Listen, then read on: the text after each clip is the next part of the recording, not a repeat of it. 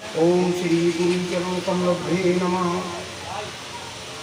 दक्षिणे लक्ष्मणो यस्य वामे च जनकात्मजा पूर्वतो मारुतस्य तं वन्दे रघुनन्दनं लोकाभिरामं रणरङ्गधीरं राजीवनेत्रं रघुवंशनाथं कारुण्यरूपं करुणाकरन्तं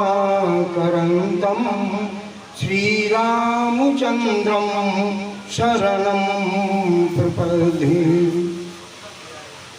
वन्दे विदेहतनया पदपुण्डरीकं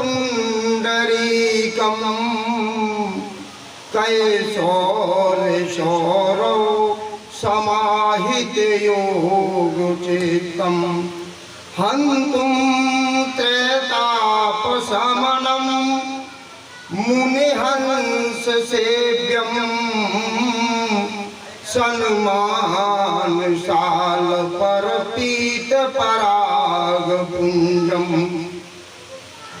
गङ्गातरङ्गरमणी जटागलकलापं गौरी निरन्तर विभूषितवामभागं नारायणप्रियम् अनङ्गमदापहारं वाराणसीपुरपतिं भज विश्वनाथम् आञ्जनेयमतिपाटललनं कञ्चनाद्रकमनीयविग्रहं पारिजातितरुमूलवासनं भावयामि पवमाननन्दनं।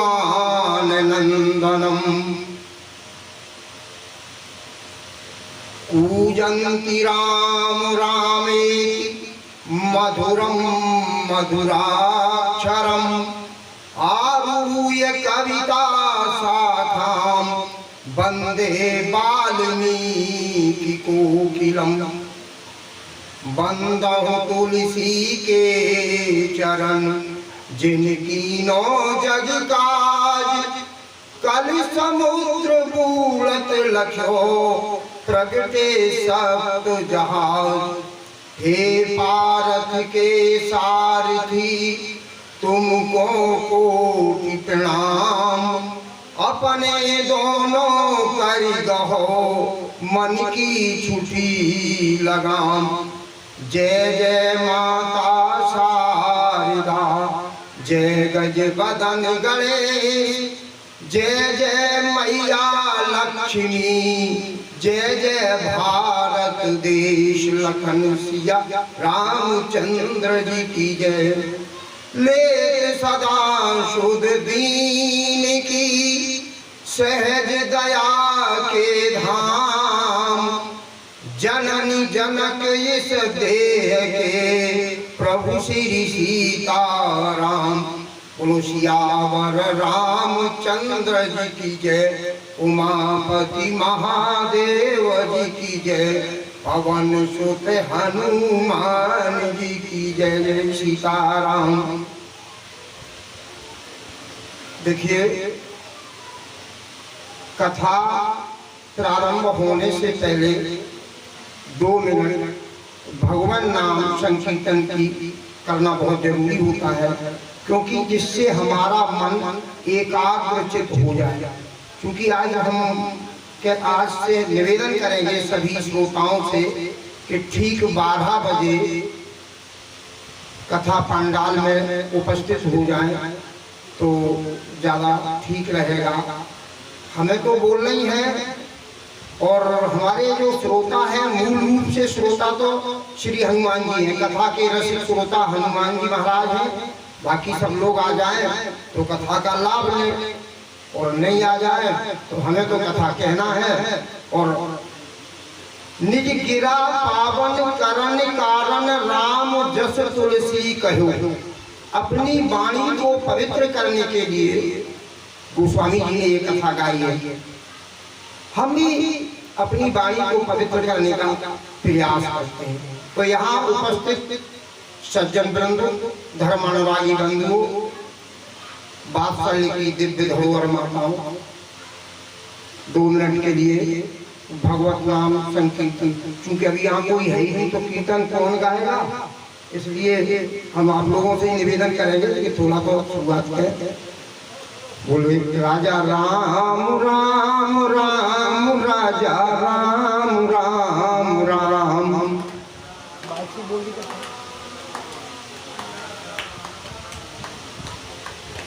सीता राम राम राम, सीता राम राम राम।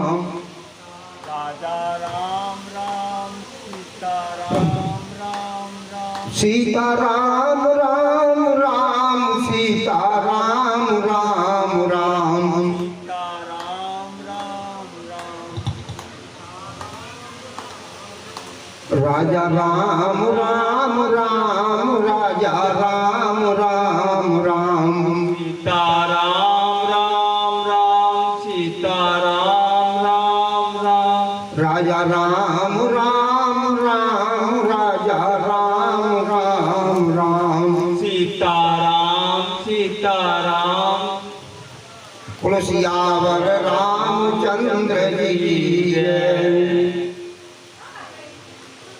ताके युगपत कमल मनाऊं, जासु कृपा निर्मल मति पाऊं।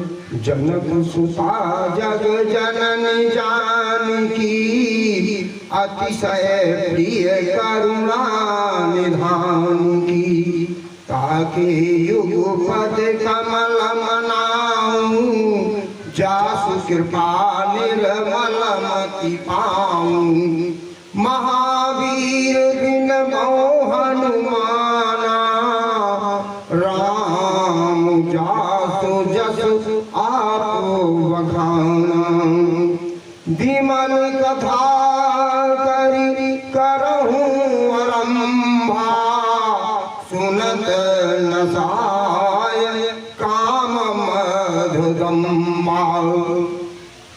इस विमल कथा का आरंभ करने का प्रयास ये दास कर रहा है। अपनी टूटी फूटी वाणी से आप लोगों को इस राम कथा का श्रवण कराने का एक प्रयास कर रहा हूँ। निवेदन किया मैंने कि आप सब लोग थोड़ा उपस्थित हो जाएं तो ये कथा और आनंद आ जाएगा कहने में, क्योंकि कहने का भाव भी श्रोताओं को देख करके ही बनता है। और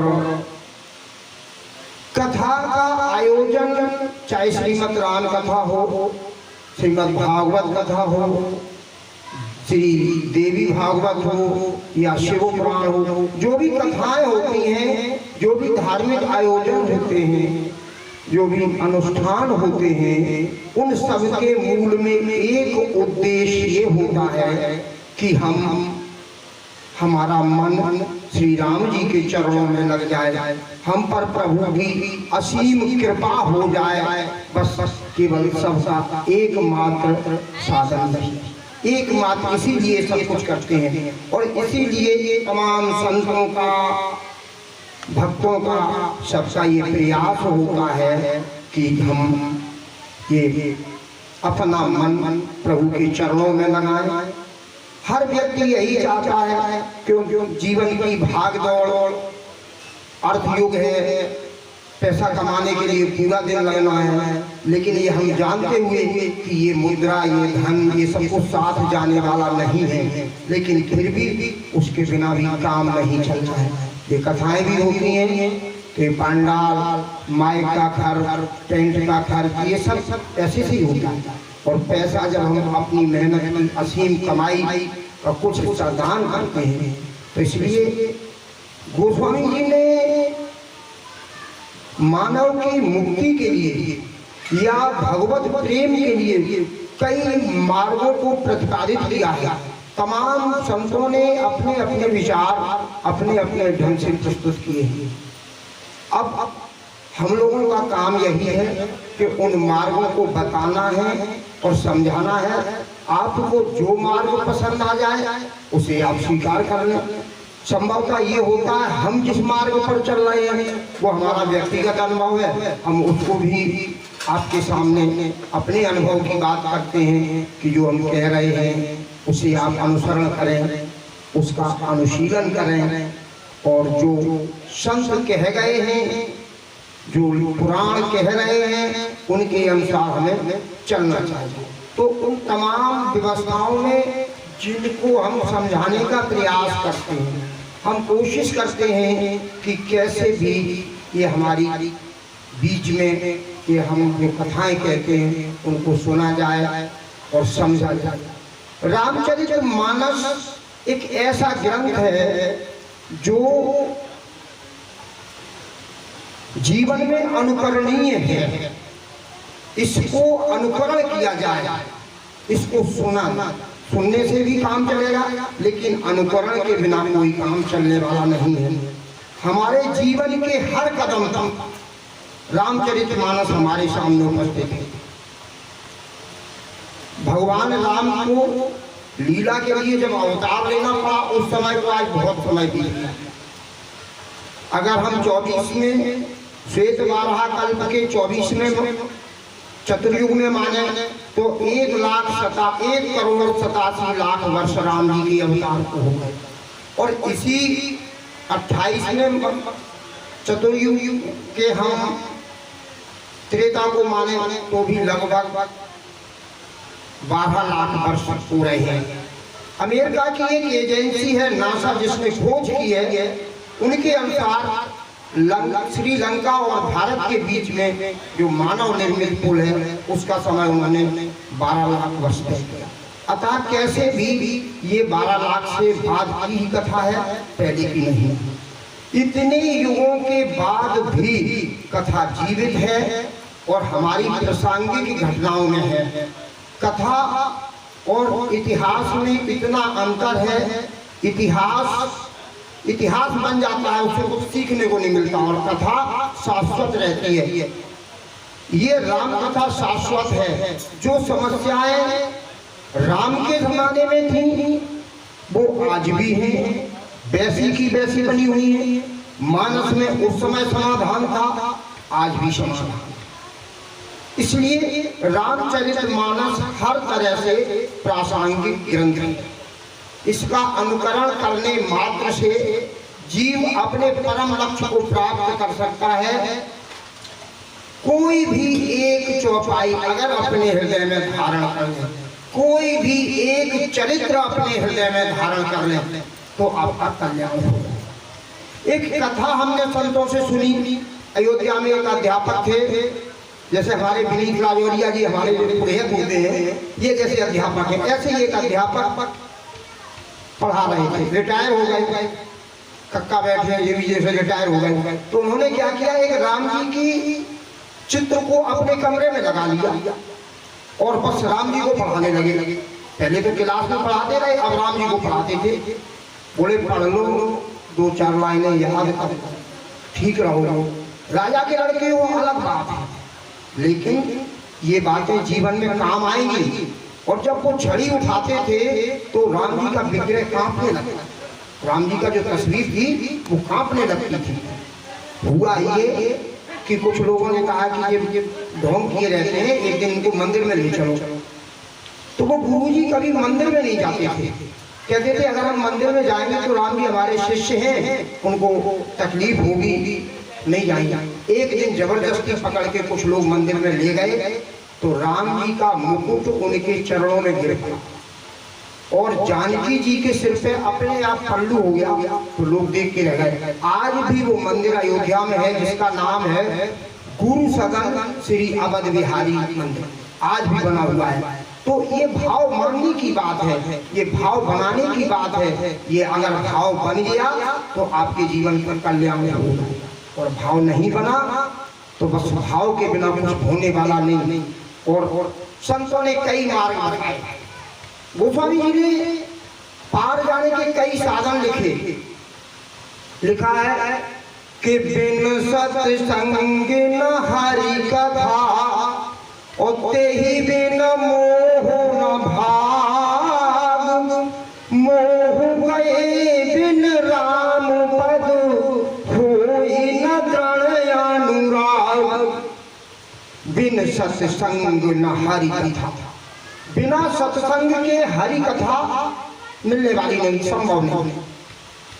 सत्संग की महिमा पर बहुत ज्यादा गोस्वामी ने प्रकाश डाला है। शिवरी के प्रसंग में कहा कि प्रथम भगत संतन कर संगा, और दूसर रति मम कथा प्रसंगा।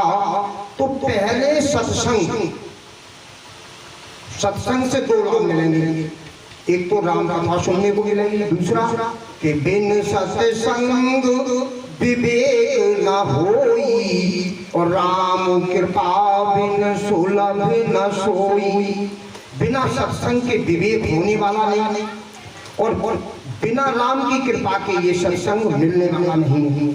तो इसलिए बिन हरि कृपा न हरि कथा, बिन सत्संग न हरि कथा। पहले राम की कृपा हुई तो आपको सत्संग मिला, जब सत्संग मिला तो हरि कथा मिली, और हरि कथा मिलेगी तो मोह दूर हो जाएगा। क्योंकि मोह ही जीवन में सबसे बड़ा कष्ट है। मोह सकल व्याधन कर मूला, संपूर्ण व्याधाओं की जड़ केवल मोह है। यदि मोह हमारे जीवन से दूर हो जाए तो सब कुछ खत्म। देखिए हम रोज देखते हैं, रोज घटनाएं सुनते हैं। अभी बंगाल में 7 लोग एक घर में चला दिए, सुन के थोड़ी पीड़ा हुई हृदय में। क्यों हुई? कि एक मानव के विचित्र विपरीत घटना है, इसलिए कष्ट हुआ। एक जानवर को भी कष्ट होता है तो हमें देखने में लगता है इसे कष्ट हुआ है, लेकिन उतना नहीं जितना हमारे परिचित व्यक्ति के साथ कोई घटना घटे। क्योंकि उस परिचित व्यक्ति से मोह जुड़ा है, हमारा कुछ संबंध है, और ये संबंध ही बाधा का कारण बनता है। भाई हम क्यों परेशान हैं? हमारे पुत्र की नौकरी नहीं लगी। हम क्यों परेशान हैं? हमारी बेटी का विवाह अच्छा नहीं हुआ, विवाह हो गया तो ससुराल अच्छी नहीं मिली। ये सारे परेशानी के कारण, और इन सब कारणों के पीछे एक कारण मोह। संत क्यों मस्त है? क्योंकि संत का कुछ है ही नहीं। उसके देसी कहावत है कि तुम धनधूसर काय मुराने, ऋण की चोट न धन की चोट। संत को क्या लेना देना है? संत ने कहा सी करी सो काम। तो इसलिए मोह का त्याग हो जाए, लेकिन ये इतना आसान नहीं, ये इतना संभव नहीं है कि मोह का त्याग इस जीवन में आसानी से हो जाए। गोस्वामी ने लिखा बिन हरि कथा बिन सत्संग न हरि कथा, तेहि बिन मोह न भाव। जब सत्संग में आओगे तो ऐसी कथाएं मिलेंगी जिनसे आपका मोह दूर हो जाएगा। विद्वानों का मत ये है कि शरीर से हम परिवार के साथ रहें, लेकिन मन हमारा परमात्मा में लीन है, वो सफल जीवन होगा। जैसे कोई काम अभिनय करता है नाटक में, फिल्म में, तो वो कुछ भी बन जाता है, उसका कुछ भी नाम हो सकता है, लेकिन वास्तव जीवन तो उसका हुआ है। हम रामलीला में, गांव में रामलीला होती थी, हम मेघनाथ बनते थे, पिताजी हमारे हनुमान बनते थे, आमने सामने युद्ध भी होता था, लेकिन उसके बाद तो वो हनुमान नहीं है, हम मेघनाथ नहीं है। हम वास्तविक क्या है, यही बस दिमाग में हमें बैठाना है कि वास्तविकता हमारा जो कुछ है वो है नहीं, इनका सबका साथ एक सीमा तक है। एक बहुत अच्छे कवि हुए अपने पड़ोस में, शिशुपाल सिंह, उन्होंने कविता लिखी थी। वो लिखते हैं, मरघट कविता उनकी बहुत अच्छी कविता है। उसके 2 पंथ हम आपको सुनाते हैं कि हम परेशान क्यों हैं। अरे हम शान से परे हो जाए तो परेशानी खत्म। हम अपनी शान को ही परेशानी बना रखे। अब हम कहीं गए, बैठने को जगह नहीं मिली तो यार हमारे शान हमें कष्ट हो जाए, हमें उचित जगह दें, और हम ये मान लें कि हमारी जगह बनी, हम सबसे पीछे ही बैठेंगे। तुलसी कहाँ न बैठिए जहाँ कोई देव उठाए, जहाँ से कोई आपको उठा दे ऐसी जगह बैठो ही नहीं, वहाँ बैठो जहाँ आपको कोई उठाने वाला ना होगा, तो आपका सम्मान बना रहेगा। ये परेशानियों का कारण भी हम, ये परिवार कुटुंब कहाँ तक जाएंगे कि परिवार कुटुंबी और इसने ही बस इतना कर पाए, और नारी छूट गई तो घर से मरघट तक ले आए।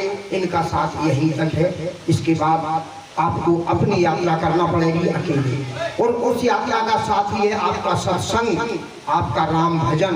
और हमारा सबका यही प्रयास कि आप राम भजन कैसे भी करें।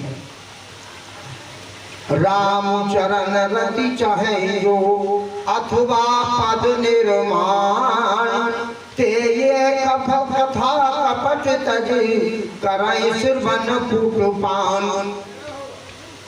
जिनको राम जी के चरणों में अनुराग उत्पन्न करना है, या पद निर्माण अथवा पद निर्माण अथवा मोक्ष की प्राप्ति करना है, दो बातें हैं।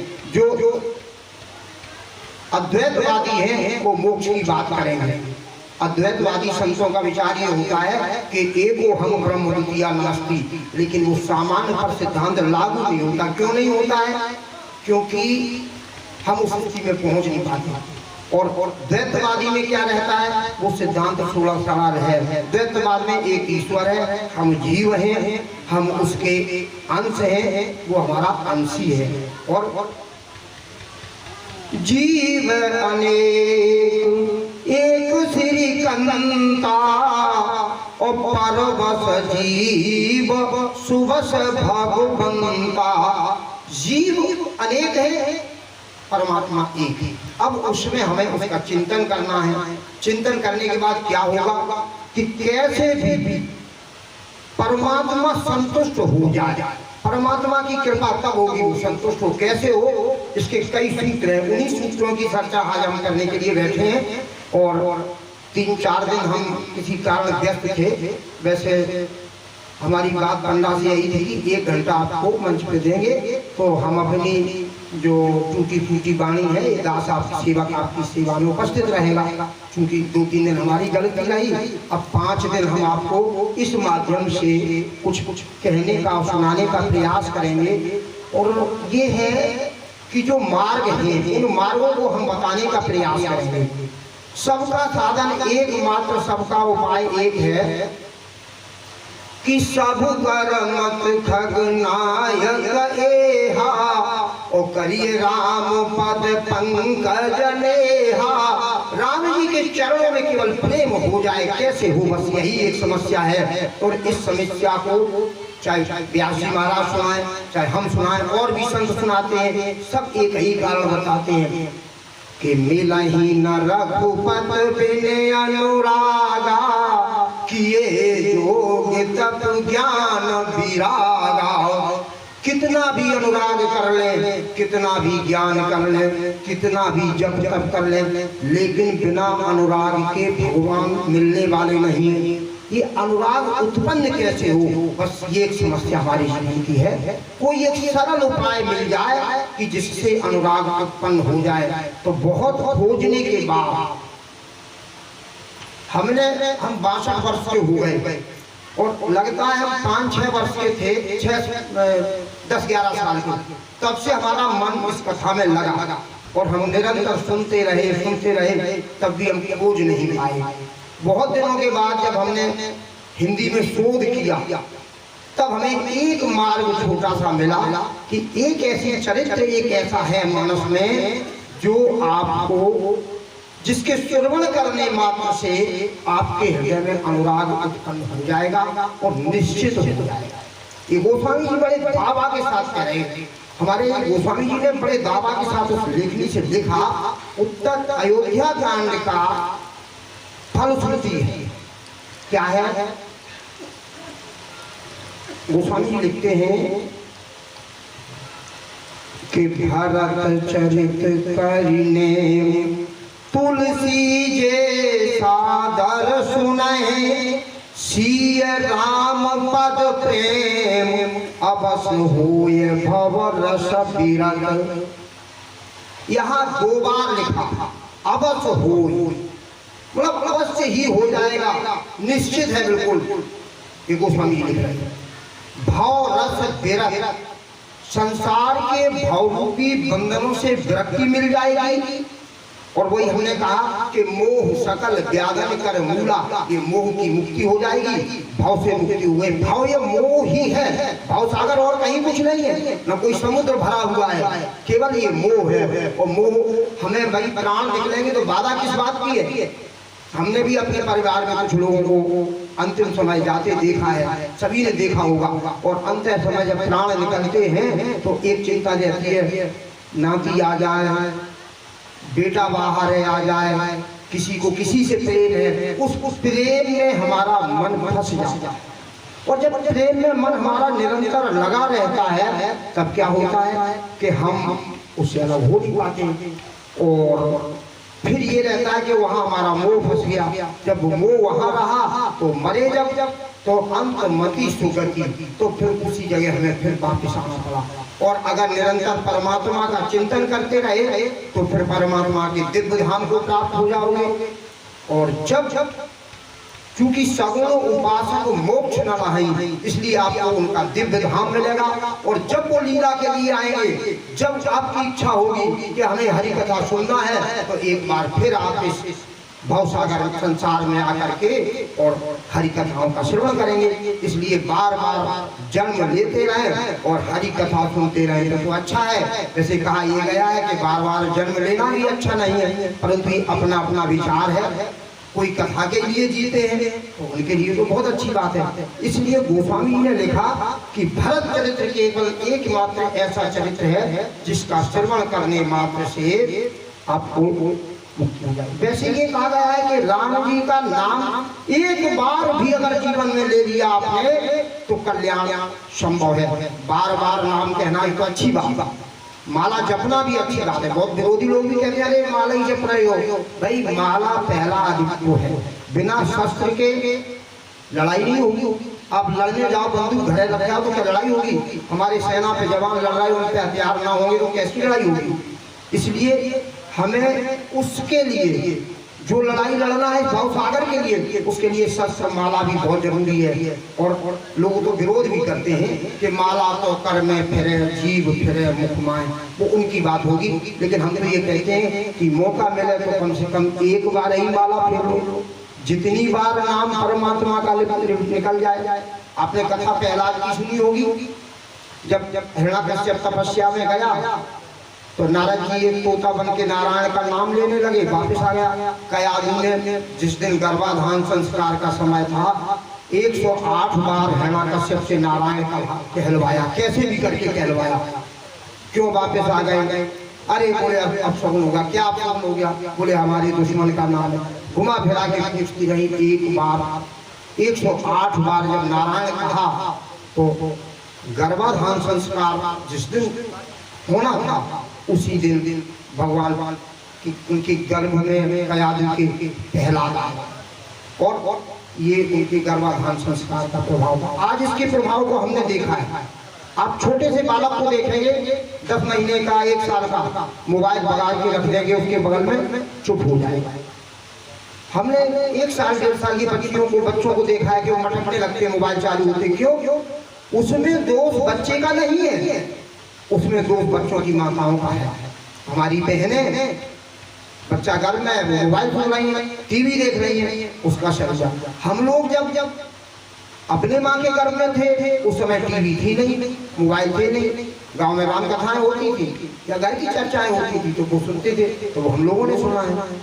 आज बारात जाती है, छोटे छोटे बच्चे डांस करने लगते हैं, हर आदमी कमर मटकाता है। क्यों? अभी कक्का बैठे इनके जमाने में तो आदमी नहीं नचते थे, नचने वाली अलग ही आई थी।